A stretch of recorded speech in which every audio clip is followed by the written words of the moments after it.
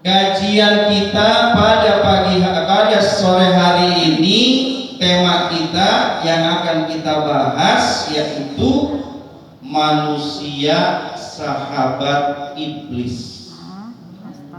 Surah amat Ustaz. Manusia yang menjadi sahabat iblis. Kira-kira apa tuh ya? Apa yang menjadikan manusia itu menjadi sahabatnya iblis, temannya iblis? Ibu, iblis itu siapa, Bu? Iya, bapaknya.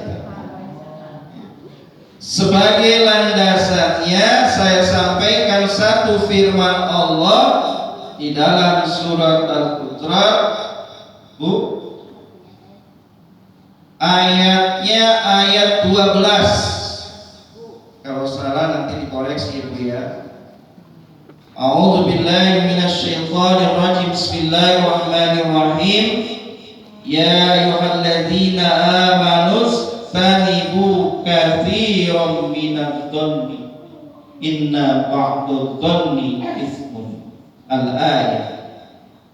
Yang artinya, wahai orang-orang beriman, jauhilah dari banyak prasangka buruk kepada orang lain, karena sebagian dari prasangka tersebut adalah dosa. Jauhilah dari banyak-banyak prasangka buruk kepada orang lain, karena sebagian dari prasangka buruk itu adalah dosa.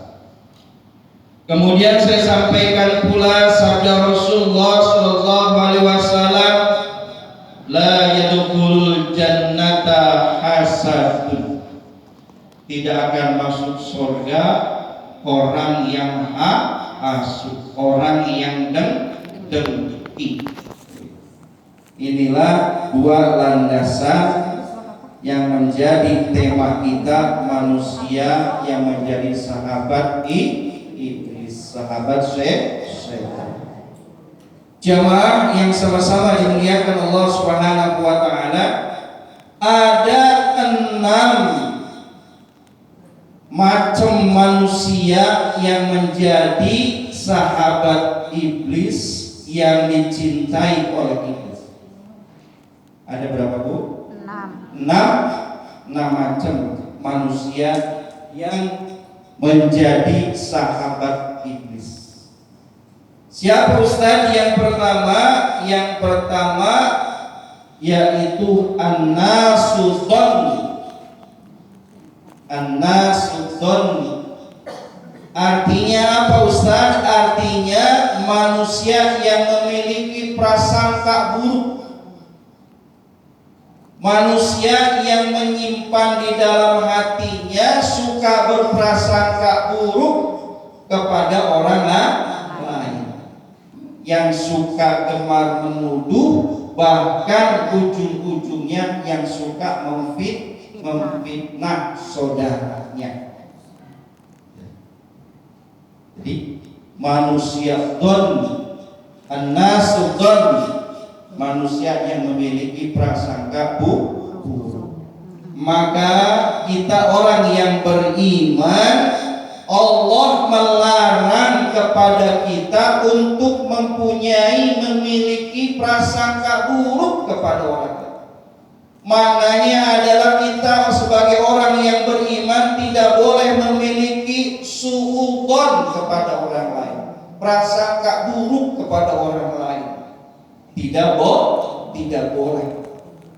Bahkan Allah dan Rasulnya menganjurkan kepada kita sebagai orang yang beriman di dalam kehidupan kita harus memiliki sifat husnudzon, berbaik sangka, berprasangka baik kepada saudara-saudara kita seiman, kepada tetangga kita, saudara kita. Ibu harus memiliki sifat husnudzon. Kalau orang yang memiliki sifat suudzon, buruk sangka, maka dia sahabatnya iblis. Tapi kalau manusia yang memiliki sifat husnudzon, selalu baik sangka, menjadi sahabat para malaikat. Ya, yang hidupnya lurus, nggak pernah berbuat keburukan. Ya Bu. Jadi kita harus memiliki sifat husnudzon, baik sangka kepada orang lain. Meskipun ada berita dari sana, dari sini, dari tetangga dan lain sebagainya, katanya begitu, dia katanya begini, kalau belum kita ketemu sama orangnya, kita tidak boleh buruk sangka. Ya Bu ya, tidak boleh buruk sangka. Inilah manusia yang pertama yang menjadi sahabat iblis, sahabat setan, karena memiliki sifat zon, yaitu buruk sangka. Jamaah yang sama-sama dimuliakan Allah Subhanahu wa taala. Kemudian manusia yang kedua yang menjadi sahabat iblis di dalam kehidupan sehari-harinya, yaitu an-nas tahassus. An-nas tahassus.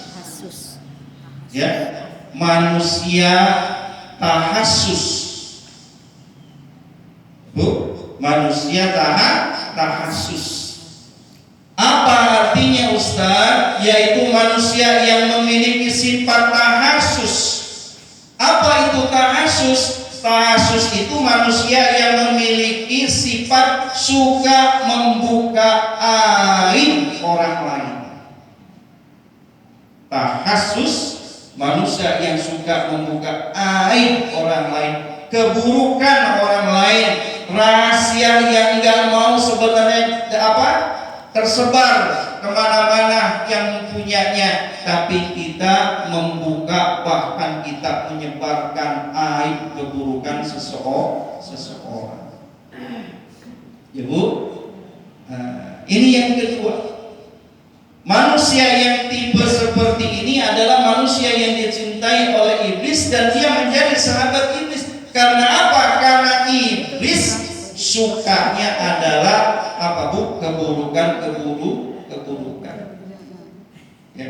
Akibat suka membuka aib orang lain, maka akan terjadilah keributan, kegaduhan.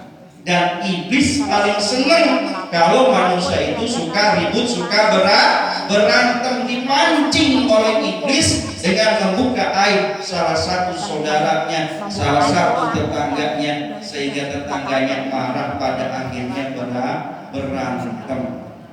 Iblis tepuk tangan, berhasil. Betul? Berhasil. Inilah Bu, tipu daya iblis yang harus kita waspadai. Dan Allah melarang kepada orang yang beriman untuk memiliki sifat tahassus, sifat yang suka membuka aib orang.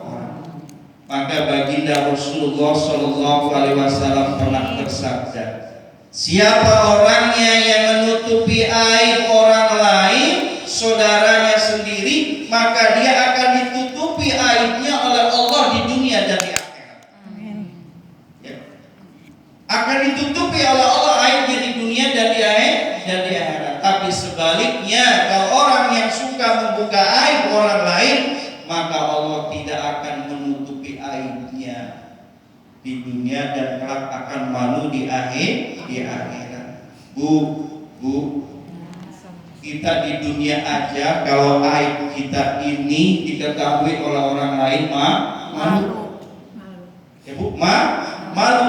Maka kata Imam Al-Ghazali, malu yang paling berat, yang paling besar ketika aib kita, kesalahan kita, dosa kita dibeberkan oleh malaikat pencatat keburukan di hadapan Allah Subhanahu wa taala, diceritakan. Itu malunya lebih berat, itu malunya besar. Karena apa? Karena diceritakan di hadapan Sang Maha Pencipta Allah Subhanahu wa taala. Na'udzu bila summa na'udzu. Jadi Bu, nanti kita nih amal-amal kita, baik yang baik atau yang buruk, nanti suatu kelak akan dilaporkan oleh malaikat Raqib dan Atid yang mencatat kebaikan dan keburukan.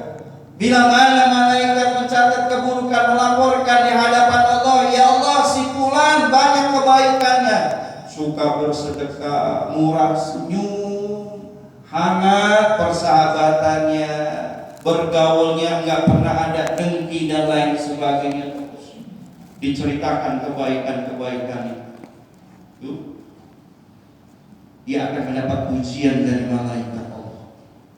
Namun giliran buku catatan keburukannya dibeberkan, diceritakan di hadapan Allah, si fulan banyak keburukannya, Rob, tukang nipu, tukang ngintip, tukang macam-macam tukang,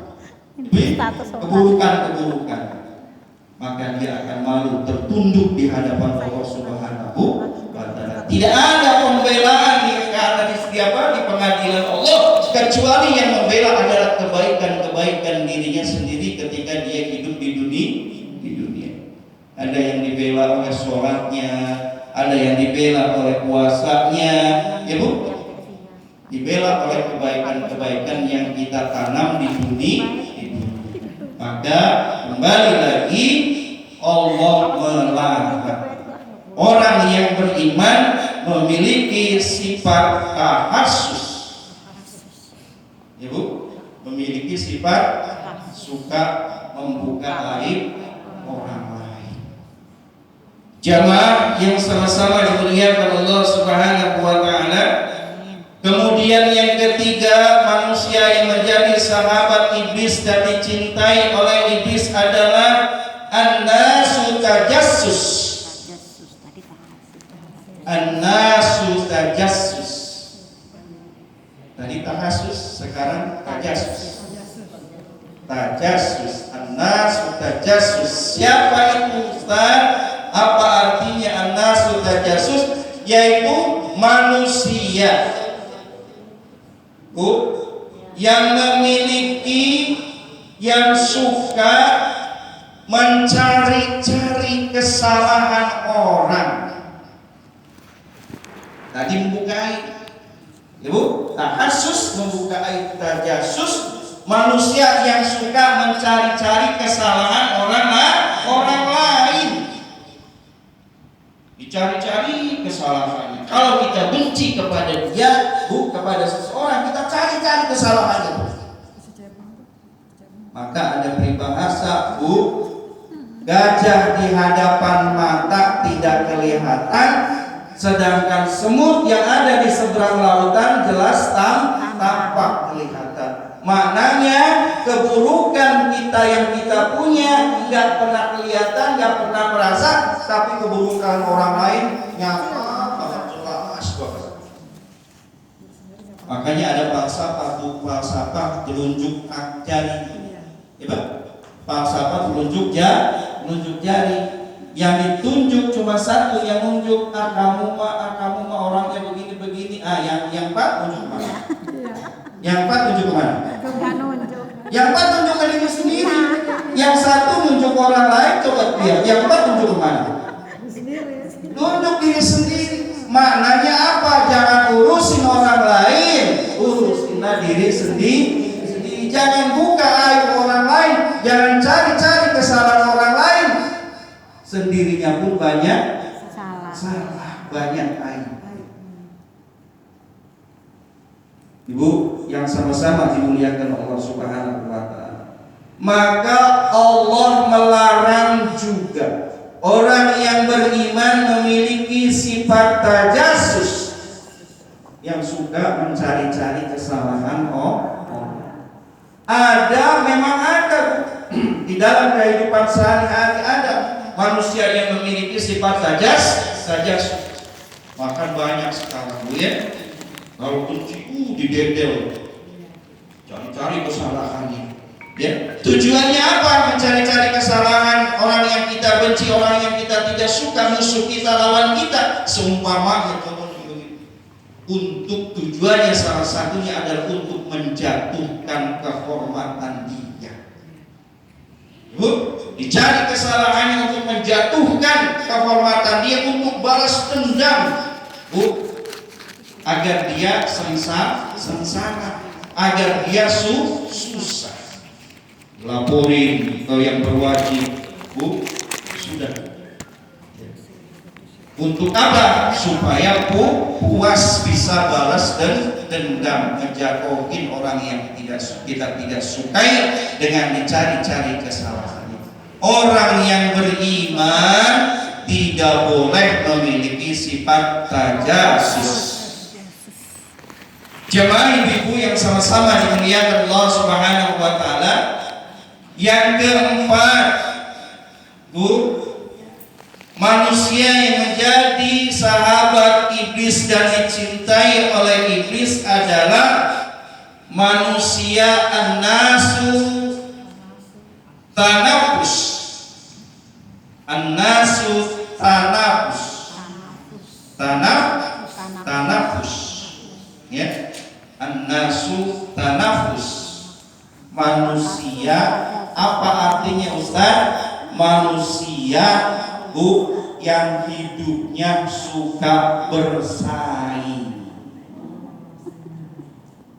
Manusia yang hidupnya suka bersaing dengan tetangganya, dengan saudaranya, bersaing berlombanya dilandasi dengan kebencian dan tidak sehat, dengki, iri. Kalau iri saja boleh, tapi kalau dengki tidak boleh. Ya, bersaing. Dia beli mobil, sanggup nggak ya dia beli mobil, kita beli mobil. Contohnya ketinggian, dia beli sepeda, tetangganya beli sepeda. Ya Bu, tetangganya beli kulkas, dia beli kulkas. Tetangganya beli spring bed, dia beli spring bed. Pas datang ke rumah dianterin pakai mobil, nggak muat kamarnya. Bu, saking apanya? Saking pengen bersaingnya, nggak ngitung itu spring bed sama kamar cocok enggak. Giliran datang dimasukin nggak bisa masuk, pintunya nggak bisa masuk, lebarnya nggak pas. Bu, akibat nafsu begitu. Akibat nafsu. Ini contoh. Dibalikin lagi, dikasih sama Ustaz Nasir, ya banget. Ya, tetangganya beli motor, dia beli motor juga. Bisa juga beli motor. Beli motor juga. Dibela-belain, ngerayu suaminya, kredit yang bagus. Ustaz Nasir punya motor biasa saja, dia motor gede. Enggak apa-apa. Ibu, seumpamanya. Jadi manusia yang memiliki sifat tanafus, suka bersaing, saling panas-panasan, Ibu, sama tetangga, sama jamaah, sama saudara kita, ini sifat yang disukai oleh iblis. Dan bila manusia memiliki sifat tersebut, maka dia menjadi sahabatnya iblis. Komporin terus sama iblis, ayo Bu Haji, ayo ini murah, ayo. Akhirnya ada yang iklan di sini. Ya. Ustaz, emang kemampuannya kalau ada yang jualan di sini aja nggak apa-apa, Ibu, nggak apa-apa, ada yang 6 bulan nggak apa-apa.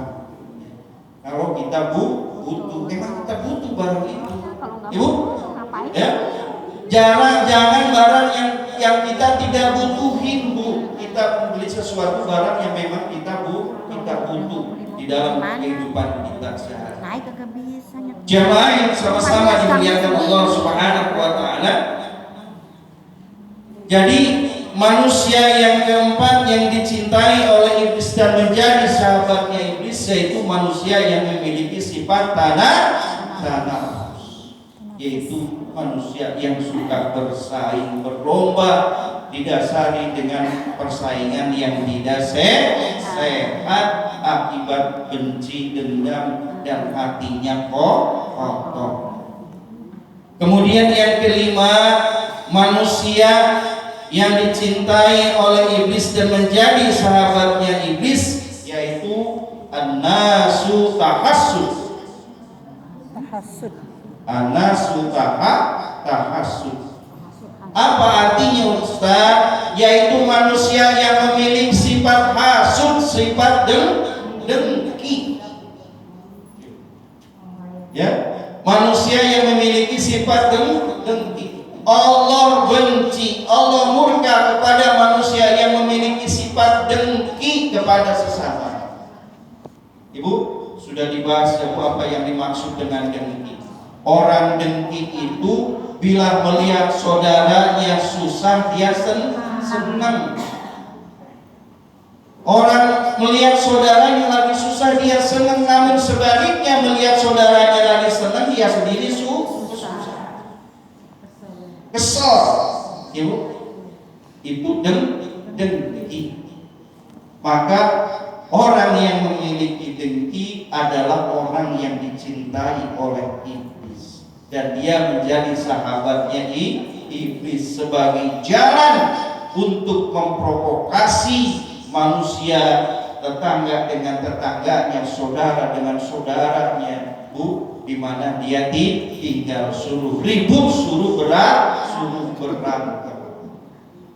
Asudin. Jadi, jamaah yang sama-sama dimuliakan Allah Subhanahu wa taala. Kemudian yang keenam, yang terakhir, manusia yang dicintai oleh iblis dan menjadi sahabatnya iblis adalah an-nasu tabaqut. An-nasu tabaqut. Ibu, apa artinya Ustaz an-nasu tabaqut? Yaitu manusia yang memiliki sifat temperamen, suka marah-marah nggak jelas. Suka marah-marah nggak jelas. Pemarah, temperamen, tidak hanya marah-marah tapi ucapannya kasar. Ya Bu, tidak hanya kasar ucapannya tapi perbuatannya juga kasar. Nah, sekarang lagi ramai KDRT itu. Lagi ramai KDRT. Ibu, mudah-mudahan ibu jangan punya suami yang punya temperamen. Ya Bu, jangan punya suami yang memiliki temperamen pemarah. Ya Bu, kalau orang sudah punya temperamen biasanya diiringi dengan tangan. Ya Bu, dengan tangan biasanya, nggak cukup dengan mulut, padahal dengan mulut juga sudah kasar. Kalau marah udah kasar, tapi nggak cukup. Ya Bu, ini setan terus membisikkan, kurang cukup, pakai mulut kurang cukup, pakai tangan gambar kurang cukup, dua tangan dibanting kurang cukup, pakai kaki diinjek. Salah satu tanda-tanda akhir zaman, karena manusia pada akhir zaman memiliki sifat apa Bu? Unsur dari api, yaitu amarah.